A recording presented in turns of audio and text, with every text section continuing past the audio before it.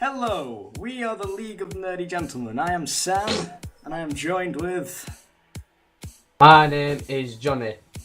Yeah, you must have seen Jonny by now. I mean, looking at the channel analytics, he's the only one anyone's watching. You haven't seen me physically. That's never well, yeah, you know who he is. He's done the Metroid stuff on the channel. Hiya, kids. Yeah, you should like that. Yeah.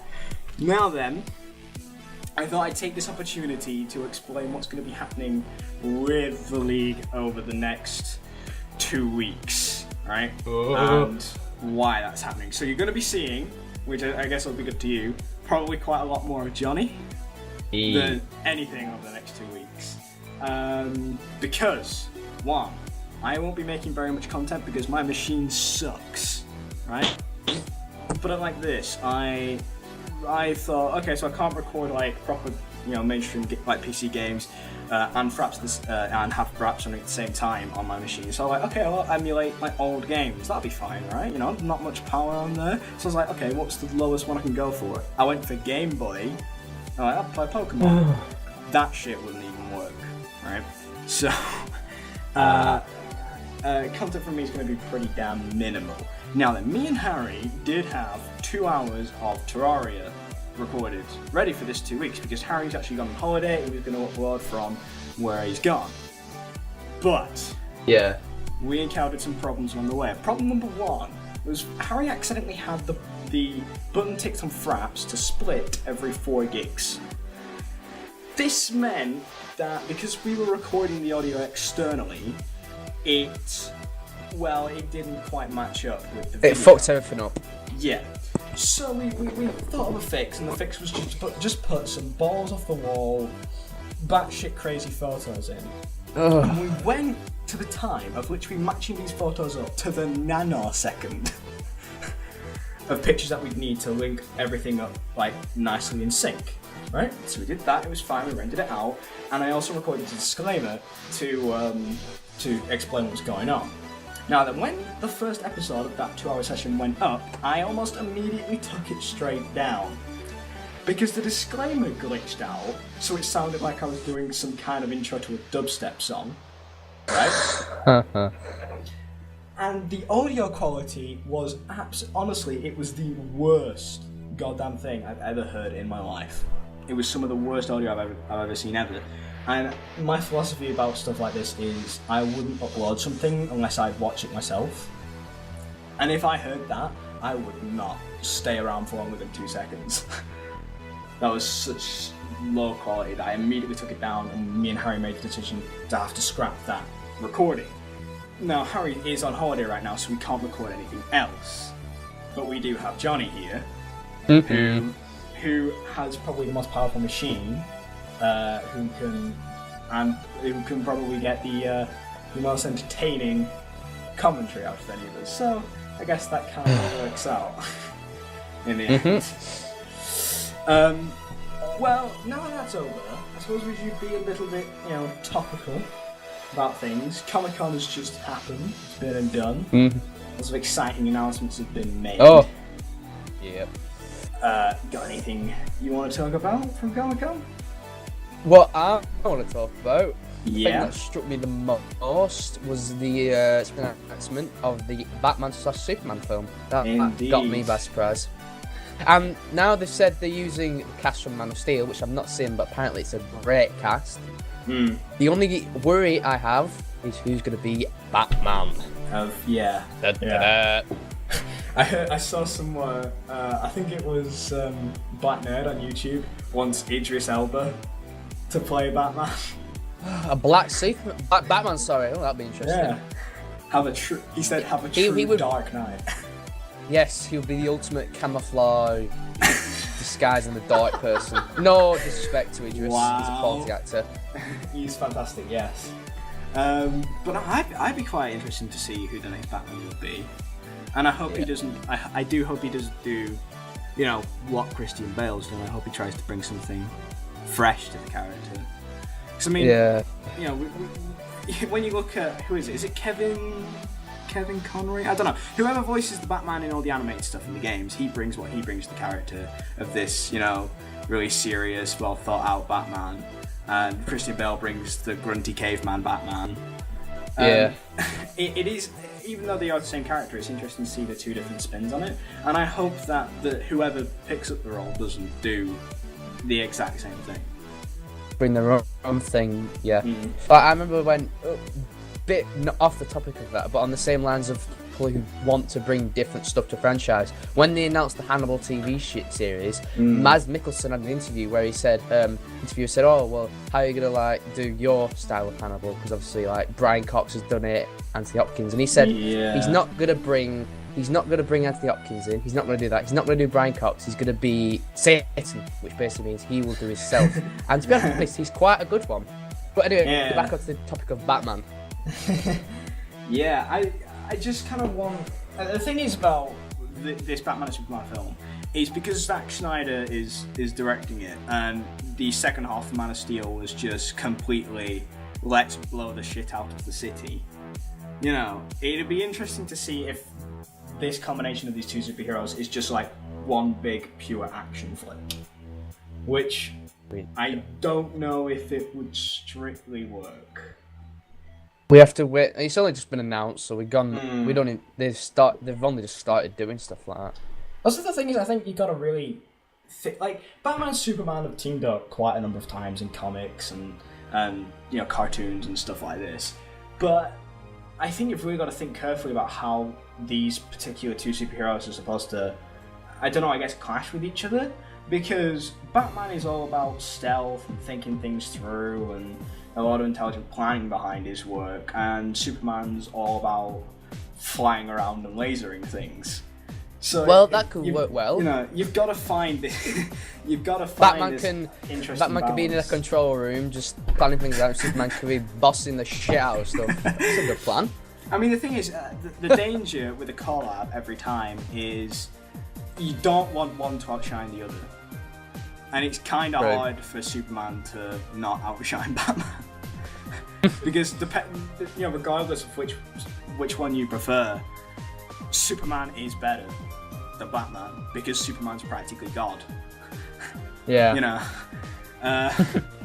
So you've got to really be careful about one side outshining the other. I think it's got to be really well done. I think that's something that they've got to focus well on with moving on to another topic from Comic-Con, X-Men Days of Future Past. Oh, yeah. Is that one side isn't just superiorly better than the other.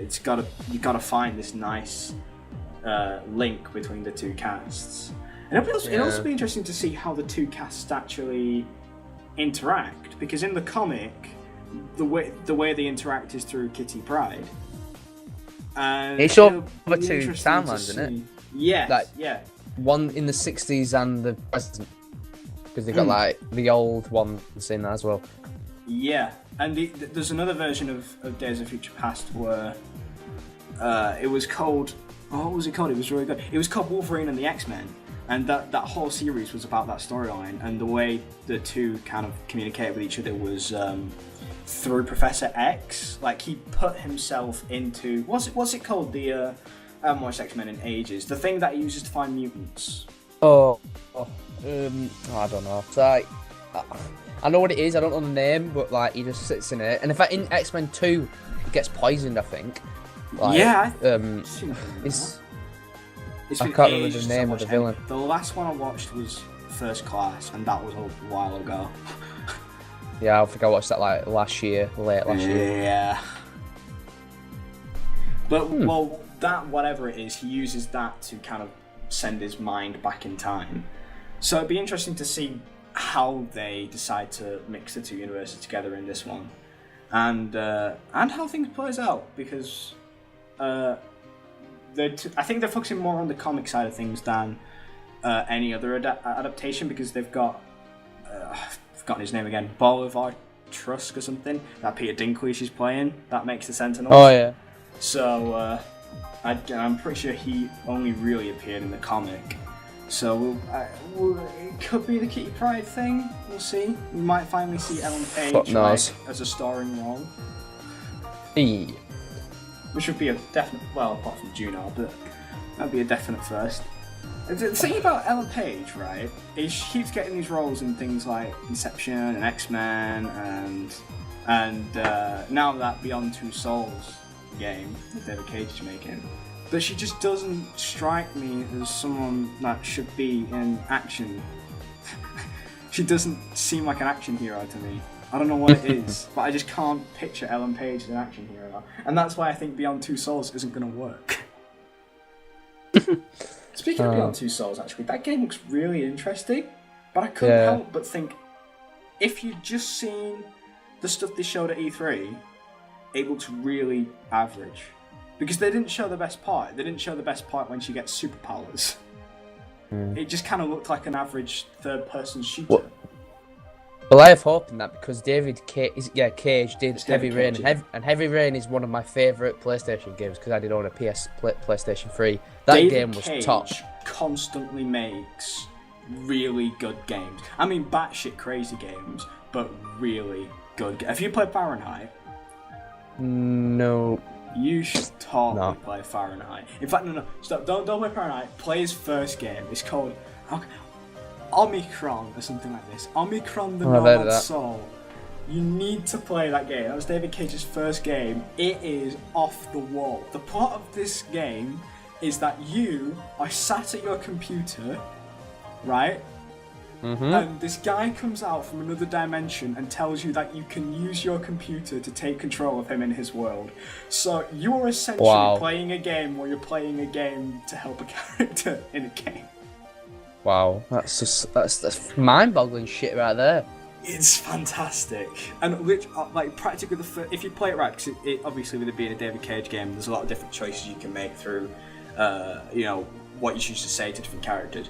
Practically the first thing you do in the game is the character you play as, you bang his wife. That's like the first thing you do. Immediately. That sold me. Wow. Back to Comic Con again. Have you seen the Walking Dead Season 4 trailer? I haven't seen the trailer yet. What? No, I know. Oh, it looks amazing. Just from fans out there watching this, it looks absolutely amazing. Even though it was 4 minutes long, I personally felt it did spoil a lot of stuff for me because it's quite long. I think a 4-minute trailer is pretty risky. I know it is. I think what happened, what they did with that was they decided to show off like the series. I don't think we'll see anything like that until it comes out. Like we may see another little trailer before, like a week or two before it comes out, but that we won't see anything like that on The Walking Dead again. Yeah.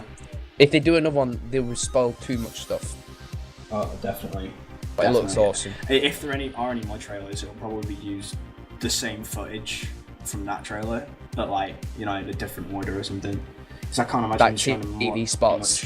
Yeah, I can't imagine them showing much more than that. Speaking of Walking Dead, actually, I was at MCM Expo in Manchester, which is kind of like Comic-Con, but a lot smaller. And there was a really cool artist there that had like a shit ton of Walking Dead art there, and there was a really cool Governor one that I saw. Wow. It was like. Was it the comic book one or the TV show one? It was the TV show one, but it was drawn in the graphic novel style. Oh, it was really cool. I only found out until recently that Dixon's not a character in the comics. I did not know that. They made him just for the TV show. Yeah, there's a lot of differences in the TV show from the comics. Like, who is it that was introduced at the end of season 3? Who plays Coach in Left 4 Dead 2? Reese, yeah. He's like Daryl in the comics. Yeah. He is so important. They've suggested in season 4 that there's going to be a lot of tension between him and Daryl because like Daryl's Rick's second in command and now Tyrese is in the fold. It's like whoa, what the? Yeah. So we'll see some tension, which I'm looking forward to. But because I just remembered, speaking of Left 4 Dead, a certain site has popped up on the radar today. If you can all do this, unless it's taken down, you can all do this. Go onto your web browser of choice and type in L4D3.ru.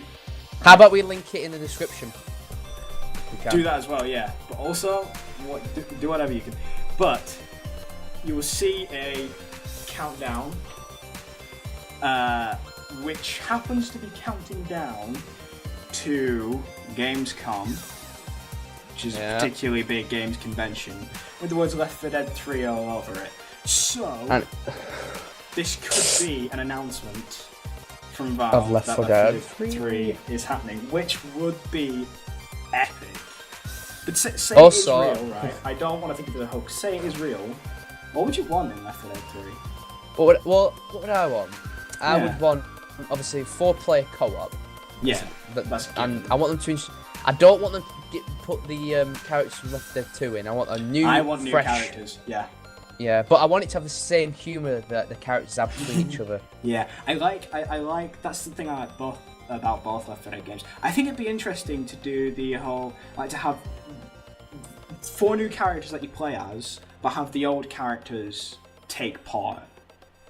Make cameos in certain missions. That would be really cool. Yeah, that'd be fun. That'd be good. Helping you out or something, yeah. Yeah. And also, with recent zombie games, like, say, Z and the upcoming Dead Rising 3, I don't want it to be open world. To be massive levels that connect to each other. I don't want a massive sprawn off world, but it'd be good to be massive levels.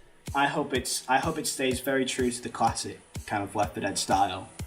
I hope not much changes. I just want more kind of fun ways to kill zombies. I want more melee weapons, I think, is what I want. Oh, yeah.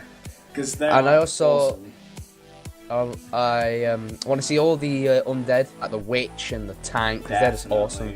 Yeah, I'd quite like to see new special infected. Yeah. That would be quite good. But yeah, I think the thing that's really interesting is obviously Left 4 Dead 3, and it says here on the website, will probably be in Source 2, right? Oh, now so next gen. Yeah, if we know anything about the Source engine, or at least the way it's worked so far, all of its assets, all the way it works, has been derived from a particularly famous franchise that also is yet to have its 3rd installment. I am, of course, talking about Half-Life. So does the announcement of a second Source engine also kind of mean we might get a Half-Life 3? Probably. You never know. They might actually be slightly teasing that in the... Also, because Left 4 Dead 3, Half-Life 3, see the connection? Yeah, exactly. I don't want to get my hopes up because everybody's been waiting for Half-Life 3 for years and we've had hints up the millennia. Wazoo, you know. But I don't know. I'm kind of placing my bets on maybe. I don't think they'll announce anything at Gamescom, but I think that the Source engine will be derived from Half-Life again. Oh yeah. I hope. And I think if it's next gen, I don't think it might not come out next year. They don't know, they might go, we've been developing this for a certain amount of years, coming out November next year, and I'll be like, but they might just say, we just recently started, might be coming out in 2015. We never know. We'll have to wait. I think it'll probably come out next year. I think Valve have actually been sitting on a lot of games. Yeah. And I think they've been waiting for next gen because they want, even though Valve are primarily PC titles, but I think they want the consoles to catch up so that the PCs can be where they were supposed to be 6 years ago. Plus, Left 4 Dead has quite a big audience on the Xbox. It does. Left 4 Dead 1 was it an exclusive to Xbox? I don't know if it was. It might be a lie. Yeah, but I remember loads of people talking about it and playing it on the Xbox 360. So when obviously Xbox One, I reckon it'll come out on that. It does kind of baffle me how, because Valve games are quite successful on the 360, but it kind of baffles me how they got so successful. Because the best way to play Valve games is definitely on PC. Because they get a lot of really fun updates. Have you seen the latest one for Left 4 Dead 2? No. Turns all the Did one zombies still play that game? Yeah, it turns all the zombies into midgets. What? Yeah. Jesus. And obviously mods and stuff, Steam Workshop, people put loads of fun looking mods.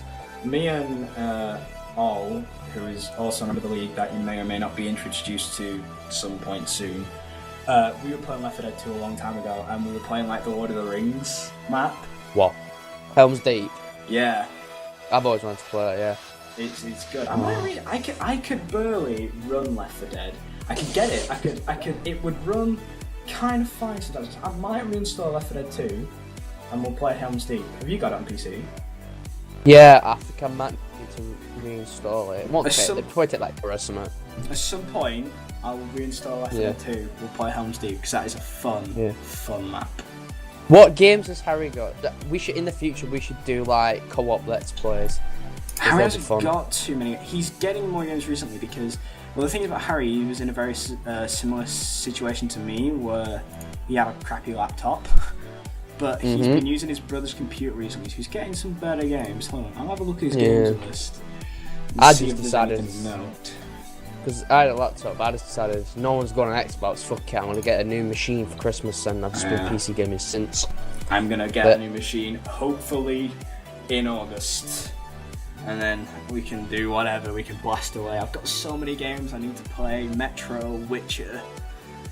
Hell, even like the first, I haven't even played the first Darksiders yet. I've had that installed for it. Well, not installed, but on my account for like ever. List. There isn't really anything I think we could all play. But we'll see, maybe soon.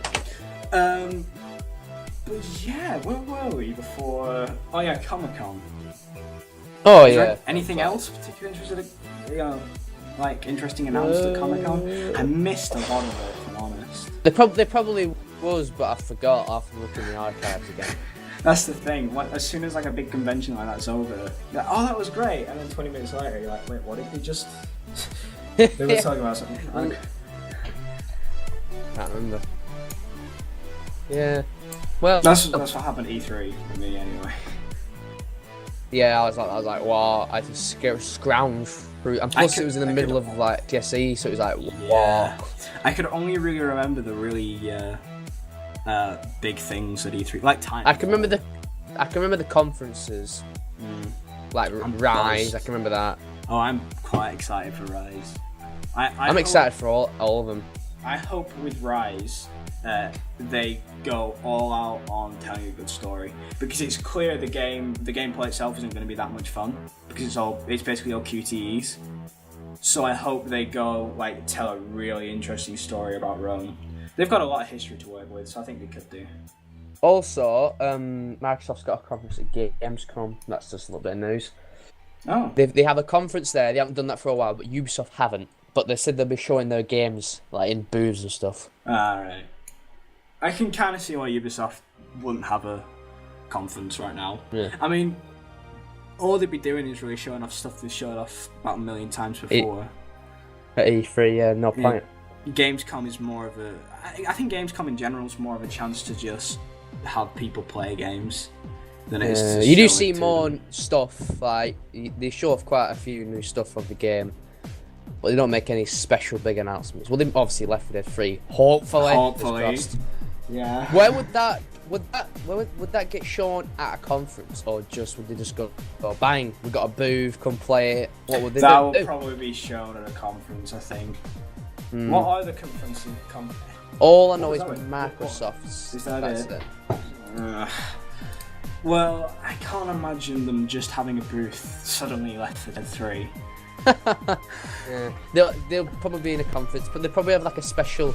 Like I remember when BioShock Infinite got announced, they rented out a whole hotel floor just to like show everyone it. So they'll probably do that. More than likely. Well, it'd be kind of I think it's kind of interesting to see what Microsoft might do. I mean, I think the conference that Microsoft will do will be everything to try and dig themselves out of the massive hole they threw themselves in. God, yeah, E3 and got absolutely ass kicked by Sony. Yeah. I think the really funny thing about the whole Microsoft affair with the Xbox One is the fact that they turned it around and said that we're not doing all those things anymore, and people are still calling them assholes. I know, yeah. They just can't win. Did they get rid of the used game thing or not? Yes. I know they got rid of the. Oh well, that's I won't call them assholes. Really, I think the price is everyone's complaining about. Yeah. Price is like 100 quid extra than PS4. almost 100 quid. I mean, which is pretty ridiculous. And also, bad thing about both Sony and Microsoft, none of them seem to be able to accurately convert to euros.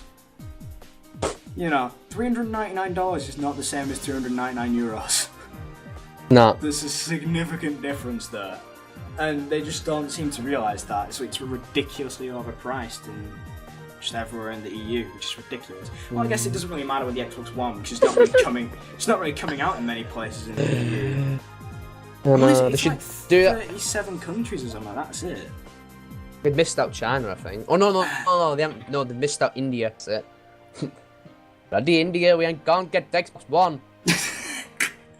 Sorry. But I mean, man, it's just retarded. Everything they say that you think might be better for them, they just seem to flip it on the side. I mean, not bringing it out in Poland when that's where CD Projekt Red are based. That's it, yeah, Poland and India. That's ridiculous. Especially after they pushed The Witcher 3 as a launch title for the Xbox One, and it's not even coming out in the country it's made. That's ridiculous. How, I do have to wonder how the hell they're testing the Xbox version of that. So there's like, they'll have like at the border of Germany and Poland, they'll just have like a little hut that people come over and test it, and then they'll bugger off.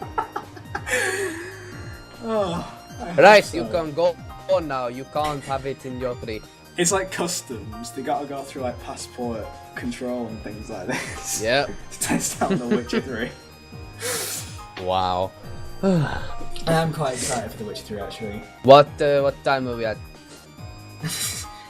Man, The Witcher is fantastic. I think in many regards it's fine to say The Witcher's like the Game of Thrones of gaming. Probably is. That amount of sex I saw in the opening cutscene, Witcher 2. Jesus. Yeah. I just like the fact that it, like similar to Game of Thrones, it goes all out on just maturity to tell a good story. It doesn't give a damn what you think of it. It just wants to tell a good story, and I like that. Mm-hmm. I mean, I think can't make an omelette without cracking a few eggs. that is the appeal, I think, of Game of Thrones for most people, that they are willing to go to these lengths that a lot of TV shows would stay clear of. Yeah. I think that's what's appealing about it. My brother recently watched the first season of Game of Thrones, and he heard all the hype about it. And he actually came out saying he was a little bit disappointed because, and I think quite rightfully so, pretty much the entirety of the first season is just people arguing about who and how many people they can have sex with. That's really it. Wow. That's like all of season 1. Season 2, I think some people have complained about season 2, but I thought it was much better. I haven't seen season 3 yet. Because season 3 is just like amazing, and after one episode, which I can't believe has not been spoiled for you yet, but it may have. The Red Wedding. Wow. The Red Wedding. I've stayed clear of all that stuff. You must have like a blackout on that thing, like on your search browser. Yeah. Your computer will not let you type in the Red Wedding. You'll just delete it.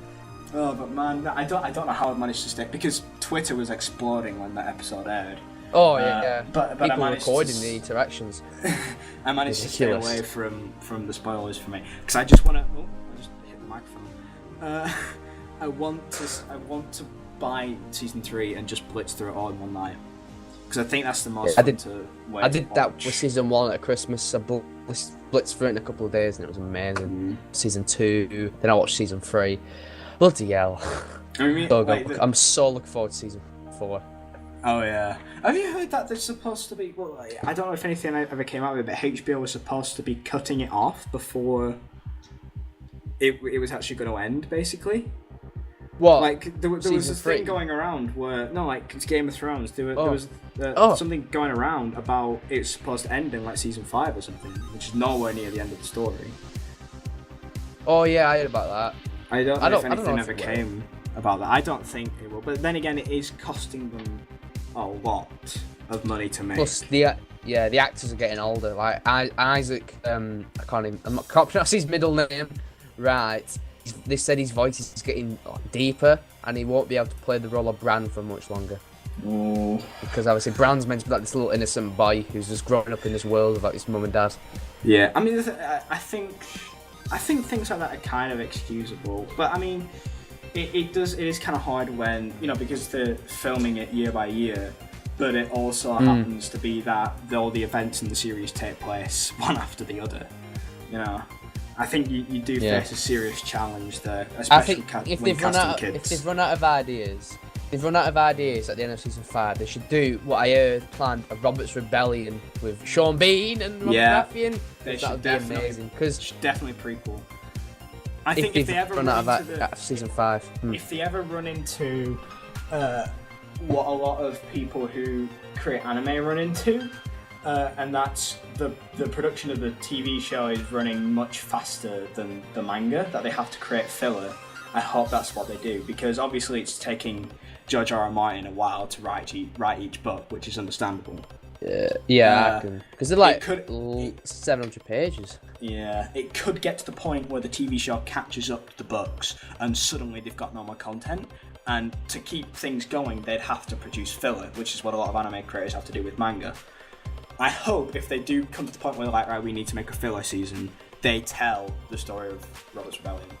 It wouldn't, like, because obviously filler isn't that's something to keep you entertained and all that, but if they actually did that Robert's Rebellion, it would actually be interesting as well as being a filler.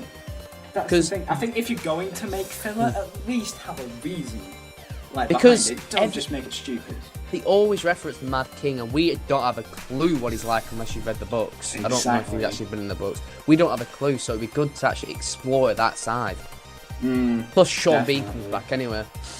That's always great. There's some like... I hate the fact that filler content is kind of spreading to more and more places, right? Like, it's even spreading to games. I saw recently, you know that Halo game, Halo Spartan Assault on Windows? Oh, yeah.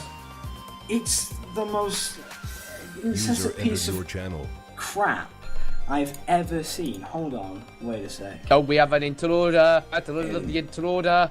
Intrusion. Yeah, someone else here, you forgive him for intruding on the channel. Yes, that is the admin. So, what do you want to do? Might we wrap this up temporarily? Yeah. Split this into 2 parts? I think that's what we're going to do. I'm going to hold that thought. I'm going to say. Wow.